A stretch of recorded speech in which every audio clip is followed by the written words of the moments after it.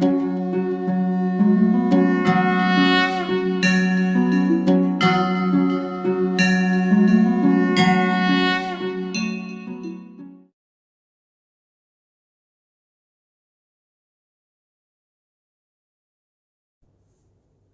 Morning विद्यार्थी मित्रों। Chapter 8 कोष बराबर। હવે આ ચેપ્ટરની ચર્ચા કરતા કરતા મિત્રો આપણે એમ કહી શકીએ આપણે એના અંતિમ પડાવ તરફ આવતા જઈ રહ્યા છીએ બરાબર। હવે જો એમ જોવા જઈએ તો આ ટોપિક એટલે કે આજનો જે આપણો ટોપિક પહેલો છે તારાકાય અને તારા કેન્દ્ર બરાબર, સેન્ટ્રોસોમ્સ એન્ડ સેન્ટ્રિઓલ્સ। તો એમ જોવા જઈએ તો આ લાસ્ટ પોઈન્ટ જ આવ્યો, એના પછી તો કોષ કેન્દ્ર અને એની અંદર આવેલી રચનાઓ વિશે આપણે અભ્યાસ કરવાના છે બરાબર। પરંતુ તારાકાય અને તારા કેન્દ્ર એ એક એવી અંગિકા કહી શકાય કે જે ખરેખર એક મહત્વપૂર્ણ કાર્ય સાથે શું છે સંકળાયેલું છે બરાબર। હવે તમને એમ થશે કે સર અહીં બે વર્ડ ઉપયોગ કરેલા છે તારાકાય અને તારા કેન્દ્ર બરાબર। एक्चुअली अंगिका तो છે મિત્રો તારાકાય બરાબર, પણ એની અંદર બે તારા કેન્દ્રો આવેલા હોય। સમજો મિત્રો, તારાકાય એક અંગિકા છે જેની અંદર બે તારા કેન્દ્રો આવેલા છે જે એકબીજાને કાટખૂણે ગોઠવાયેલા હોય બરાબર, અને એ બંને કાટખૂણે જે ગોઠવણી થાય એને પછી મિત્રો શું કહેવાય તારાકાય તરીકે ઓળખવામાં આવે છે બરાબર। એ વસ્તુને હું જો તમને અહીંયા સમજાવું તો અહીંયા જોઈ શકો છો મિત્રો, આ એક તારા કેન્દ્ર બરાબર, આ બીજું તારા કેન્દ્ર જે બંને એકબીજાને કાટખૂણે એટલે 90 અંશના ખૂણે ગોઠવાઈ ગયા। તો આ આખી સંયુક્ત રચનાને મિત્રો શું કહે છે તારાકાય કહે છે બરાબર। એટલે આ વસ્તુ દરેક વિદ્યાર્થી 100% ધ્યાનમાં લે બરાબર। એમાં પછી પાછળથી કન્ફ્યુઝન થવું જોઈએ નહીં, કારણ કે વિદ્યાર્થીઓને તારાકાય અને તારા કેન્દ્ર એમાં હંમેશ માટે એ ભૂલ કરતા હોય છે, કન્ફ્યુઝન થયા કરે અને પછી છેલ્લે MCQ માં ભૂલથી ટીક કરીને આવે અને પછી અફસોસ વ્યક્ત કરે કે સર મારો માર્ક્સ ગયો બરાબર। એટલે સમજી લો કે તારાકાય એક અંગિકા છે પણ એની અંદર બે નલિકાઓ એટલે કે બે નળાકાર રચનાઓ છે, એને મિત્રો શું કહેવાય તારા કેન્દ્ર કહે છે બરાબર।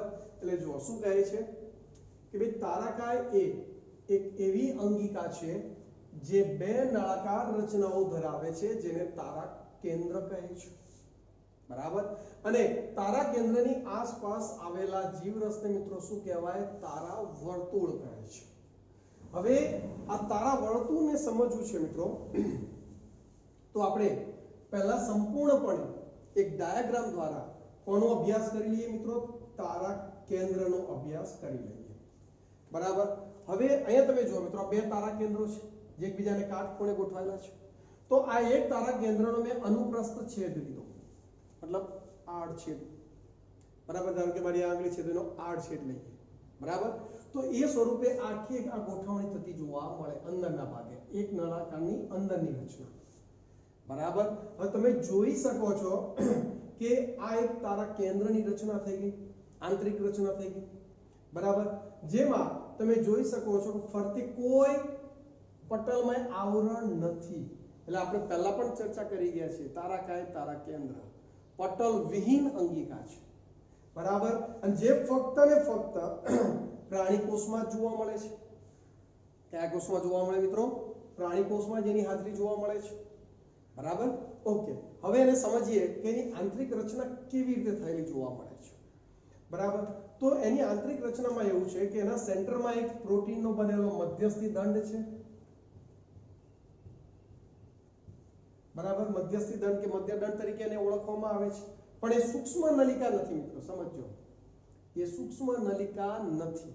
ઓકે સારું, હવે તમે જુઓ મિત્રો ત્રિખંડ જેમ પેલામાં કેવી હતી જુડવા હતી, બે બે નલિકાઓ હતી, તો અહીંયા મિત્રો જુડવાની જગ્યાએ તુડવા આપણે કહીશું કે ભાઈ ત્રણ ત્રણ ત્રિખંડ નલિકાઓ પરિવર્તી રીતે ગ્રુપમાં ગોઠવાયેલી જોવા મળે છે, ટ્યુબ્યુલિન પ્રોટીન ની બનેલી હોય છે બરાબર। અને એ પણ કેટલી તો કે 9 પરિવર્તી સૂક્ષ્મ નલિકાઓ ટ્યુબ્યુલિન પ્રોટીનની બનેલી ગોઠવાયેલી જોવા મળે છે। ચલો ક્લિયર છે, ખ્યાલ આવી ગયો। હવે આ જે ત્રિખટ નલિકાઓ છે ખરી એ બધી જ સેન્ટરના મધ્યસ્થી દંડ સાથે કોના દ્વારા તો કે પ્રાથમિક તંતુકો દ્વારા જોડાયેલી છે। મધ્યસ્થી દંડ સાથે શું તો કે પ્રાથમિક તંતુકો દ્વારા જોડાયેલી છે, બરાબર। અને પરિવર્તી એકબીજા સાથે પણ આ રીતે જોડાયેલી છે, તમે જુઓ મેં દર્શાવેલું છે કે નહીં? તો એ દ્વિતીયક તંતુકો દ્વારા એકબીજા સાથે જોડાયેલી છે, બરાબર। એટલે આખી ગોઠવણી જો મિત્રો આપણે સરળ ભાષામાં દર્શાવી હોય તો કેવી લખાય ખબર છે? 9+0, કારણ કે પરિવર્તી સૂક્ષ્મ નલિકાઓ છે ને 9। હા ત્રિખટ છે, 3 ના પેરમાં છે, પરંતુ 9 ની ગોઠવણી થઈ ને। અને 0 શા માટે? કારણ કે સેન્ટરમાં સૂક્ષ્મ નલિકા નથી, મધ્યસ્થી દંડ છે, બરાબર। જ્યારે પક્ષમાં અને કસાવાળા ટોપિકમાં શું હતું? સેન્ટરમાં એમાં પણ 2 સૂક્ષ્મ નલિકાઓ હતી, એટલે ત્યાં આપણે શું લખતા? 9+2 લખતા। પણ અહીંયા તો મિત્રો શું બનશે? 9+0। અને મિત્રો આ તમારે યાદ રાખવું પડશે, એમસીક્યુ માં પૂછાઈ શકે છે, ખ્યાલ આવે છે કે નહીં? તો ખાસ યાદ રાખો કે તારા કેન્દ્રની અંદર જે સૂક્ષ્મ નલિકાઓની ગોઠવણી જે ખરી કયા પ્રકારની છે? 9+0 પ્રકારની છે। ચલો ક્લિયર છે દરેકને? ઓકે। હવે અહીંયા સમજો તમે કે ધારો કે 9+0 છે એટલે મતલબ કે 9 એટલે એકમાં પછી 3 સૂક્ષ્મ નલિકાઓ, એક ત્રિખટ નલિકા એટલે તો 9 × 3 કેટલા થાય મિત્રો? 27 પહેલી સૂક્ષ્મ નલિકાઓ થાય 27 સૂક્ષ્મ નલિકાઓ છે। પહેલામાં કેટલી હતી પક્ષમાં અને કસામાં? 9 × 2 18 પ્લસ 2 સેન્ટર વાળી તો 20 હતી, અહીંયા 27 થશે। પણ જો પ્રોપર જોવા જઈએ મિત્રો તો 27 નહીં પરંતુ 54 થશે। તમે એમ કહેશો સર 54 કેવી રીતે? તો મિત્રો 27 તો એક જ તારા કેન્દ્રની થઈ, પણ આપણે તો યાદ રાખીએ કે તારાકાય એટલે અચ્છા સોરી તારા કેન્દ્રની અંદર 27 રહેશે, પણ તમને એમ પૂછે કે તારાકાયમાં સૂક્ષ્મ નલિકાઓની સંખ્યા જણાવો, તો કે તારાકાયમાં તો 2 તારા કેન્દ્રો છે, એક તારા કેન્દ્રની અંદર 27, બીજા તારા કેન્દ્રની અંદર 27, તો કે 27 + 27 કેટલા થશે મિત્રો? 54 થશે, બરાબર। તો એ રીતનો પણ જ્યારે એમસીક્યુ પૂછાય તો આપણું માઇન્ડ ત્વરિત, કારણ કે બુકની અંદર બધું વર્ણન ના હોય મિત્રો, તો આપણે એ સમયે આપણું માઇન્ડ એકદમ તૈયાર હોવું જોઈએ કે નહીં, આ પ્રમાણે જેની રચના થતી જોવા મળે છે। ચલો ક્લિયર? એટલે તારા કેન્દ્રની અંદર 27 નલિકાઓ છે, જ્યારે તારાકાયની અંદર 54 એટલે કે 54 નલિકાઓ છે, સૂક્ષ્મ નલિકાઓ। ચલો ક્લિયર છે? ઓકે સારું। હવે બીજી એક વસ્તુ વાત કરીએ મિત્રો કે આખી તમે રચના જોશો તો સ્પષ્ટપણે તમને ગાડાના પૈડા જેવી રચના થતી જોવા મળે છે। ગ્રામ્ય વિસ્તાર સાથે જોડાયેલા હશો તો મિત્રો આપણું ગાડાનું પૈડું જ્યારે ચાલતું હોય ત્યારે આ ટાઈપની જ એક રચના થતી જોવા મળે છે। ચલો ક્લિયર? હવે ધારો કે એને પણ વિચારીએ મિત્રો કે ભાઈ આ ત્રિખટ નલિકાઓ કેટલા અંશના ખૂણે એકબીજા સાથે ગોઠવાયેલી છે, એ પણ આપણે આગળ એક સમજવો છે, એક્સ્ટ્રા પોઈન્ટમાં સમજી શકીએ કે ભાઈ ચલો કુલ એક સર્કલ સ્વરૂપે ગોઠવાયેલી છે, સર્કલ એટલે મિત્રો શું થશે? 360 થશે। કેટલી નલિકાઓ છે? 9 ત્રિખટ નલિકાઓ છે, ડિવાઈડ કરો 9 વડે, બરાબર। તો તમને આન્સર શું મળવાનો છે? હાલત છે તો દરેક ત્રિખટ નલિકાઓ એકબીજાને કેવા તો કે 40 અંશના ખૂણે ગોઠવાયેલી જોવા મળે છે। આ તો આ બધા પોઈન્ટ એટલા માટે કહી રહ્યો છું મિત્રો કે ઘણીવાર શું થાય છે કે અચાનક એમસીક્યુ આવે, તમને ખબર જ છે તમે મેથ્સ સારી રીતે, મારા કરતાં પણ સારું તમને મેથ્સ આવડે છે, તમે તો વર્ષો થઈ ગયા ભણે, તમે તો હમણાં જ રનિંગમાં ભણીને આવ્યા છો, બરાબર। પરંતુ જ્યારે અચાનક આવો એમસીક્યુ આવે તો મિત્રો આપણું માઇન્ડ ત્વરિત આવા બધા અમે પોઈન્ટ આપેલા હોય તો તમે ત્વરિત એને એક્સેપ્ટ કરી ફટાફટ એનો આન્સર આપી આગળ જઈ શકો છો, કારણ કે મિત્રો નીટની અંદર બરાબર ખાલી બાયોલોજીના 360 ગુણ છે, 180 એમસીક્યુ છે, સોરી 90 એમસીક્યુ છે, બરાબર। પણ ફિઝિક્સ અને કેમેસ્ટ્રીના 45 એટલે એના પણ 90 એમસીક્યુ છે। તમે જેટલું બાયોલોજી સ્પીડમાં પૂરું કરશો તો ફિઝિક્સ કે કેમેસ્ટ્રીને પૂરતો ન્યાય આપી શકશો, બરાબર। અને તમે 12મું રનિંગમાં ભણીને એક્ઝામ આપવા જવાનું છે નીટ, પણ 11મું તો વર્ષ પહેલા ભણેલા હશો, એટલે જેટલું 11માના દરેક ટોપિકને દરેક કોન્સેપ્ટને જેટલો વધારે સારી રીતે ક્લિયર કર્યો હશે એટલો જ તમને વધારે ફાયદો થવાનો છે। ક્લિયર? એટલે આપણી નાની ગણતરીઓ છે મિત્રો, જેમ કે આ 54 વાળી, 27 વાળી, 40 અંશના ખૂણા વાળી, આ બધું આપણું માઇન્ડ રેડી હોવું જોઈએ, બરાબર? અને આ જે અહીંયા બધો જે મિત્રો આ જીવરસ આવેલો હોય ફરતે, બરાબર? કારણ કે ફરતે નલિકામાં આ પટલયુક્ત આવરણ તો છે નહીં મિત્રો, તો એના માટે શબ્દ શું વપરાય છે મિત્રો? તો કે તારા વર્તુળ તરીકે ઓળખવામાં આવે છે. શું કહે છે? તારા વર્તુળની રચના થતી જોવા મળે છે. ચલો, ક્લિયર છે દરેકને? ખ્યાલ આવી ગયો? રેડી? તો હવે આપણે એક એક વાક્ય રચનાઓ જોતા છીએ. જે પણ નવો શબ્દ હશે પાછી આપણે ચર્ચા કરીશું. જો શું કહે છે કે ભાઈ બંને તારા કેન્દ્ર તારાકાયમાં એકબીજા સાથે કાટખૂણે ગોઠવાયેલા હોય છે, જેમાં દરેક તારા કેન્દ્રનું આયોજન ગાડાના પૈડા જેવું હોય છે. ચલો, ક્લિયર છે? ખ્યાલ આવી ગયો? ઓકે. તારા કેન્દ્ર પરિઘીય વિસ્તારમાં સરખા અંતરે ગોઠવાયેલ 9 ટ્યુબ્યુલિન સૂક્ષ્મ નલિકાઓ, મિત્રો ટ્યુબ્યુલિન શબ્દ વપરાય, ટ્યુબ્યુલિન શબ્દ વપરાય, નલિકાની બનેલી સંરચનાઓ છે 9. પ્રત્યેક પરિઘીય નલિકા ત્રેખટ સ્વરૂપે ગોઠવાયેલી હોય છે, એટલે 3-3 ના પેરમાં, એટલે કે 3-3 ના ગ્રુપમાં હોય છે, બરાબર? ઓકે. પાસેના ત્રેખટ એકબીજા સાથે તંતુકો વડે શું હોય? જોડાયેલા હોય છે. ચલો, ક્લિયર છે? તમે જોઈ શકો છો મિત્રો પરિવર્તિત ત્રેખટ નલિકાઓ, અને એ પણ સૂક્ષ્મ તંતુકો, દ્વિતીય સૂક્ષ્મ તંતુકો વડે એકબીજા સાથે જોડાયેલી છે. ચલો, ક્લિયર? અને પાછી સેન્ટર સાથે, એટલે કે મધ્યસ્થી દંડ સાથે પણ તંતુકો વડે શું હોય? જોડાયેલી જોવા મળે છે. આગળ, તારા કેન્દ્રનો કેન્દ્રસ્થ ભાગ પણ પ્રોટીનનો બનેલો હોય છે. શાનો બનેલો છે મિત્રો? પ્રોટીનનો બનેલો, જેને મધ્ય દંડ કે મધ્યસ્થી દંડ કહે છે. ચલો, એ પણ આપણે જોઈ ગયા. ઓકે. આગળ શું કહે છે કે ભાઈ ત્રેખટની પ્રત્યેક સૂક્ષ્મ નલિકાઓ પ્રોટીનના બનેલા ત્રિજ્યાવર્તી તંતુ વડે મધ્ય દંડ સાથે શું હોય? જોડાયેલી હોય છે. ચલો, ક્લિયર? ઓકે. તારા કેન્દ્ર પક્ષમાં તથા કસાના તલકાય બનાવે છે. આવી ગયો પોઈન્ટ મિત્રો? આપણે લાસ્ટ પક્ષમાં અને કસાનો જ્યારે અભ્યાસ કર્યો ત્યારે પણ મેં તમને કીધેલું કે એનું નિર્માણ તો કે કોણ કરે છે? તો કે તારા કેન્દ્ર. તો આવી ગયું તારા કેન્દ્ર પક્ષમાં તથા કસાના તલકાય ભાગ, જે પાયાનો ભાગ છે, એનું નિર્માણ કરે છે. અને પ્રાણી કોષમાં વિભાજન દરમિયાન દ્વિધ્રુવીય ત્રાકનું સંચાલન કરે છે. તો આ બંને એના શું થઈ ગયા મિત્રો? કાર્યો થઈ ગયા. એ કાર્યો વિશે મિત્રો અહીંયા પણ મેં એક્સ્ટ્રા પોઈન્ટમાં જો થોડું એક્સ્ટ્રા પોઈન્ટ નહીં, મુખ્ય જ છે, પણ એક અલગથી થોડું વર્ણન છે કે તારા કેન્દ્ર એ સ્વયં દ્વિગુણન પામતી અંગિકા છે. પહેલું તો આ વસ્તુ ક્લિયર કરો. સ્વયં દ્વિગુણન પામવું એટલે એકમાંથી બે થવું. મિત્રો આપણે ચેપ્ટર 10 ની અંદર સમજો, કોની અંદર મિત્રો? ચેપ્ટર 10 ની અંદર આપણે અભ્યાસ કરવાના છીએ, બરાબર? એની અંદર તમારે આ રીતનું એક સાયકલ આવશે, કોષ ચક્ર જેને કહેવાય. શું કહેવાય મિત્રો? કોષ ચક્ર. આ જે આટલો વિસ્તાર છે મિત્રો, જે આપણે પીઝા હોય તો એનું કટિંગ કરીએ, કેક હોય તો આપણે કટ કરીએ, તો એ વિસ્તાર એનો m તબક્કો છે, જેમાં સમવિભાજન અથવા અર્ધીકરણ જેવું થાય, બરાબર?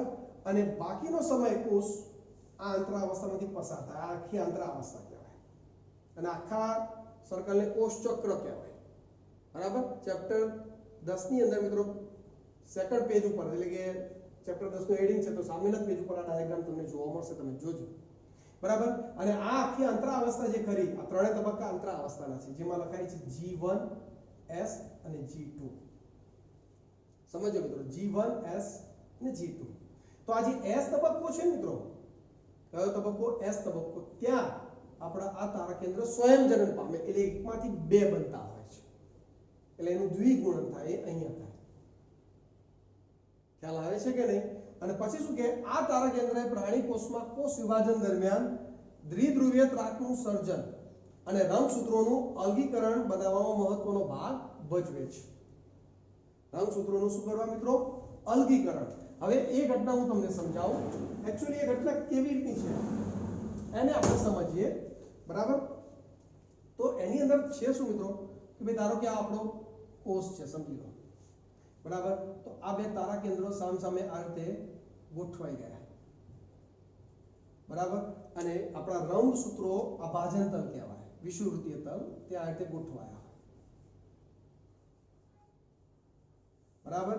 અને આ તારા કેન્દ્રો દ્વિધ્રુવીય ત્રાકતંતુ, આ દ્વિધ્રુવીય ત્રાકતંતુઓ છે, એ રંગસૂત્રના સેન્ટ્રોમેર સાથે આ રીતે જોડાય. આપણે આ ચેપ્ટર 10 ની અંદર મિત્રો પ્રોપર અભ્યાસ કરવાનો છે. હું તમને ડિસ્ટર્બ કરવા માટે કે કન્ફ્યુઝ કરવા માટે નથી અત્યારે શીખવતો.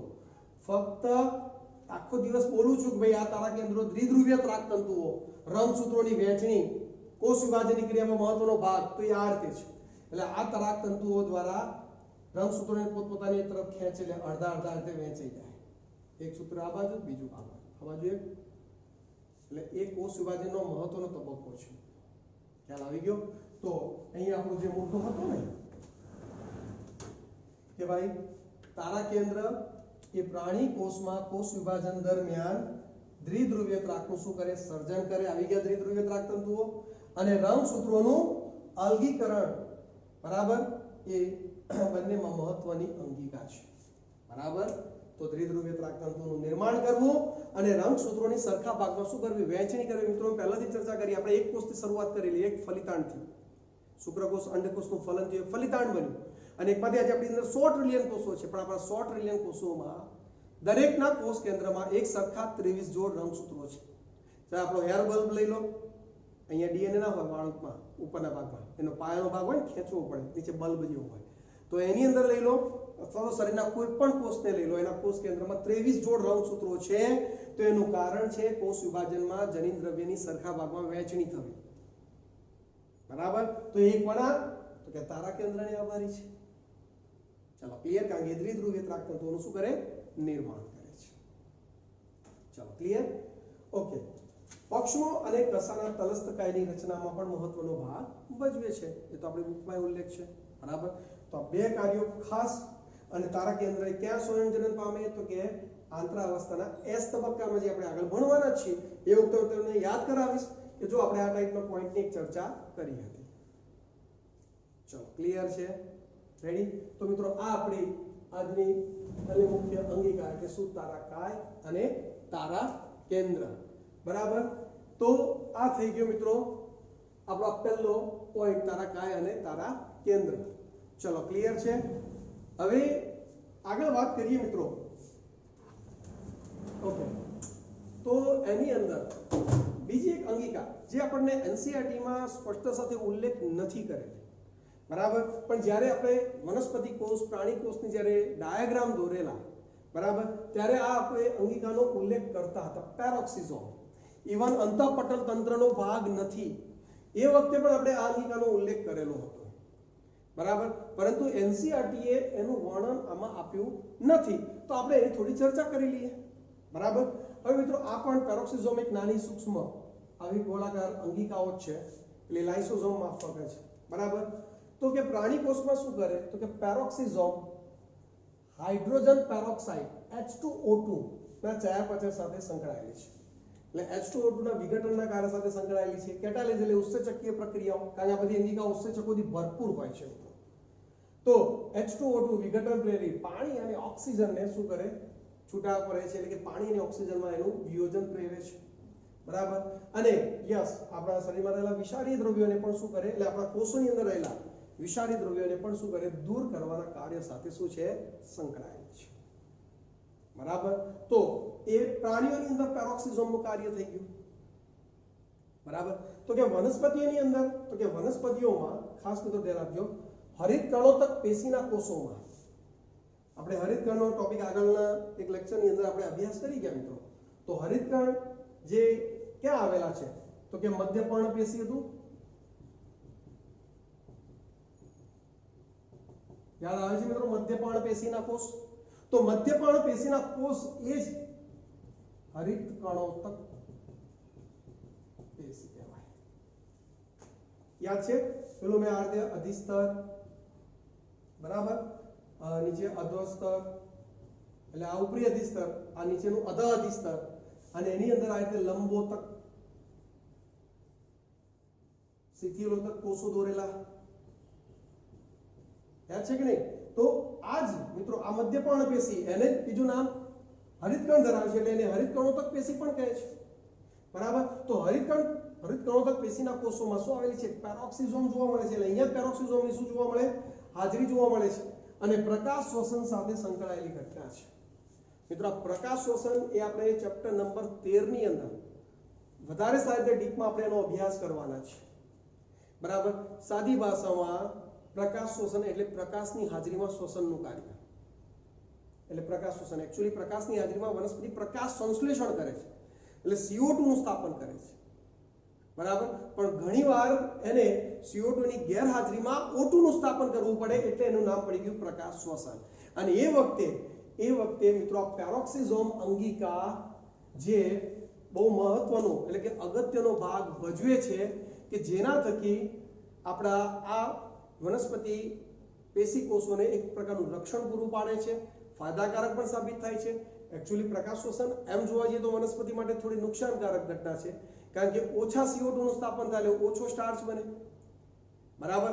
પરંતુ પ્રકાશ શોષણને કારણે પ્રકાશનો અંદર દાખલ થવાનો CO2 તો હતો નહીં, તો એ વખતે એ પ્રકાશ નુકસાન ન કરે અંદરના થાઇલેકોઇડ પટલને, પેલા રૂબિસ્કો ઉત્સેચકને, એટલે એ વખતે એ ફાયદાકારક પણ સાબિત થાય છે. ટેન્શન નહીં લેતા મિત્રો, ખબર નહીં પડતો, કારણ કે આપણે ડીપમાં એ વખતે એની ચર્ચા કરવાના છીએ. પરંતુ એ પ્રકાશ શોષણ મિત્રો ખાસ આ અંગિકા યાદ રાખવો. MCQ નીટમાં પૂછાઈ શકે કે પ્રકાશ શોષણમાં ભાગ લેતી અંગિકા તો હરિતકણ બી આવશે મિત્રો પ્રકાશ શોષણની ક્રિયામાં. રેડી. તમારે કણાભ સૂત્ર પણ આવશે અને પેરોક્સિઝોમ પણ આવશે, બધા ભેગા મળી પ્રકાશ શોષણના કાર્ય કરતા હોય છે, બરાબર. તો એ વખતે આપણે એને ડીપમાં વધારે જોઈશું જ્યારે એનો ટોપિક આવશે ત્યારે. ચલો, ક્લિયર છે દરેકને? ખ્યાલ આવી ગયો? તો અહીંયા મિત્રો આપણે ખાસ બે રચનાઓનો અભ્યાસ કર્યો આજે, એક તારાકાય અને તારા કેન્દ્ર, અને બીજી રચના છે મિત્રો પેરોક્સિઝોમ, બરાબર. ઓકે, આશા રાખું કે દરેક વિદ્યાર્થીઓને આ બંને રચનાઓ ક્લિયર થઈ ગઈ હશે. અને હા, તમને LT પૂછવામાં આવે અથવા તો તમે હોમવર્ક કરી રહ્યા છો ત્યારે ખાસ તમને કહીશ કે ભાઈ પેરોક્સિઝોમ ભલે બુકમાં એનું વર્ણન નથી, પોઝ કરી જ્યાં ટોપિક મારું ત્યાં હું અંડરલાઈન નહોતી કરી એ વખતે પોઝ કરી અને એને નોંધ કરી 100%